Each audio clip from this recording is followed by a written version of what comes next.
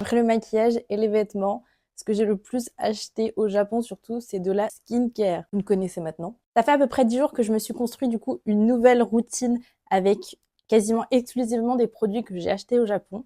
Donc, je vais pouvoir vous en parler maintenant que j'ai un petit peu de recul. Donc, c'est parti, on commence tout de suite. Je vais commencer dans l'ordre de la routine, comme ça, ce sera plus simple. Donc, cette huile démaquillante qui est très très bien. J'ai absolument rien à lui reprocher. En plus, il y avait plusieurs choix dans la gamme. J'ai pris une spécialement pour les peaux un petit peu à boutons qui ont tendance à faire des points noirs, comme la mienne.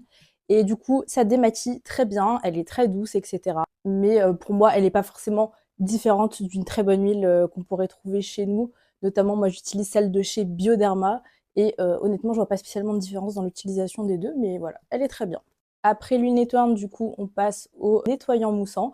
Donc j'ai choisi celui-là. Donc ça, pareil, c'est une gamme qui était virale sur les réseaux. Il y en a plusieurs dans la gamme selon les problématiques de votre peau. Moi, j'ai choisi spécialement celui pour les peaux à problème, les peaux acnéiques. C'est marqué Medicated dessus. Donc il y a des actifs qui permettent de diminuer la prolifération des bactéries, etc. sur le visage. Moi, j'aime beaucoup ce nettoyant. Il est très bien, il nettoie très bien la peau et il laisse pas forcément la peau déshydratée. Ce qui est plutôt rare pour les nettoyants qui sont d'habitude formulés pour les peaux à tendance plutôt mixte à grasse. Ensuite, j'utilise souvent des sprays ou des eaux thermales pour venir rincer le calcaire après le nettoyage.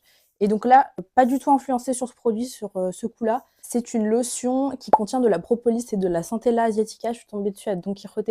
Dès que je l'ai vue, je l'ai prise direct parce que c'est deux actifs qui sont hyper intéressants pour mon type de peau qui a tendance à faire des boutons, des petits micro-kystes et qui a tendance du coup à avoir des rougeurs. En plus, la bouteille est énorme, on dirait un spray de lac et vraiment génial, j'adore ce produit.